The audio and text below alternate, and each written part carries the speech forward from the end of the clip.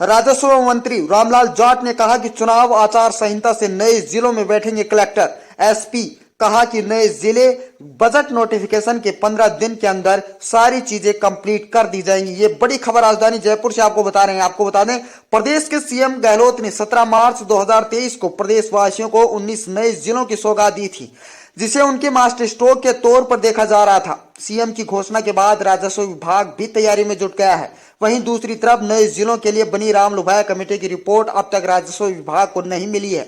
ऐसे में रिपोर्ट आने के बाद तस्वीर और स्पष्ट हो जाएगी।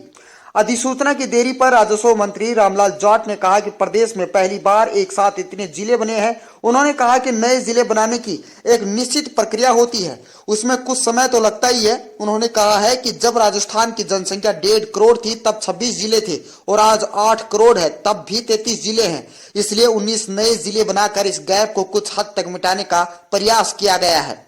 नोटिफिकेशन भी जल्द जारी हो जाएगा। आने वाले समय में लोकसभा और विधानसभा का परिसीमन होगा। मंत्री ने लोगों के विरोध सहित अनेक बातों पर अपना पक्ष रखा और कहा कि नए जिले बनाने के बाद बाउंड्री लाइन तय होनी है और कौन सा इलाका कहां रहेगा, इसके लिए तहसील को यूनिट मानकर काम किया जाएगा। जिलों की बाउंड्री लाइन और उसमें शामिल होने वाली तहसीलों के बारे में रामलुभाया कमेटी की रिपोर्ट के बाद फैसला किया जाएगा। कमेटी की सिफारिशों के आधार पर फैसला होगा। फिर भी कहीं कोई दिक्कत होती है तो राजस्व विभाग ग्राम सभाओं के माध्यम से फैसला करेगा। उन्होंने कहा है कि जो गांव जहां जाना चाहता है उसके आधार पर सीमांकन के बारे में फैसला होगा। अगर कोई क्षेत्र किसी नए जिले में शामिल होने का विरोध कर रहा है तो उनकी भी सुनी जाएगी। उन्होंने कहा कि मुख्यमंत्री ने खुले मन से कह रखा है कि जो जिधर जाना चाहता है वो उधर रहे। मंत्री रामलाल जाट ने कहा कि कमेटी जो रिपोर्ट देगी इसके बाद भी कोई ऐतराज होगा तो राजस्व विभाग ग्राम सभा के माध्यम से सीमाएं बदलने का अधिकार रखता है। उसके आधार पर उन लोगों को संतुष्ट करने का काम करेंगे। उन्होंने कहा है कि विपक्ष पर कटाक्ष करते हुए कहा कि कुछ लोग नए जिलों को लेकर बेवजह भ्रांतियां फैला रहे हैं। ऐसे लोगों ने खुद के राज में कुछ नहीं किया, अब कांग्रेस ने जिले बनाए हैं तो उन्हें तकलीफ हो रही है। मंत्री ने आचार संहिता के मुद्दे पर भी कहा है कि नए जिले बनाने का चुनाव से कोई संबंध नहीं है। मुख्यमंत्री ने लोगों की मांग के हिसाब से जिले बनाए हैं, विधायकों की मांग का भी ध्यान रखा है, इसलिए चुनाव का नए जिलों पर कोई असर नहीं होगा। ये लगातार चलने वाली प्रक्रिया है। बजट नोटिफिकेशन जल्द हो जाएगा जारी। नई जिला परिषद बनेगी और जिला लेवल के सारे दफ्तर खुलेंगे। उन्होंने आश्वस्त किया है कि आचार संहिता से पहले कलेक्टर, एसपी और जिला परिषद सीईओ बैठ जाएंगे। जिला स्तर के कोर्ट खुल जाएंगे, हॉस्पिटल प्रमोट होंगे। एक जिला हेडक्वार्टर पर जो जो विभाग होते हैं वे सब खुलेंगे। हर जिले में 200 करोड़ दिए जा रहे हैं। यह पहले फेज में दे रहे हैं, आगे और बजट में दिया जाएगा। उन्होंने कहा है कि घोषणा के साथ ही राजस्व विभाग ने अपने स्तर पर तैयारियां शुरू कर दी हैं।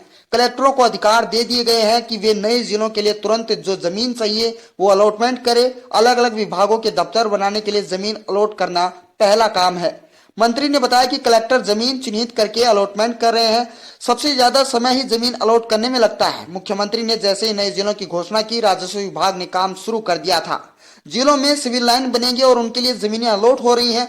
इसके बाद हम सरकारी दस्तावेजों को नए पुराने जिलों के बीच बांटने की तैयारी कर रहे हैं। उन्होंने माना कि रिकॉर्ड को इधर से उधर करने में भी भारी मेहनत होगी।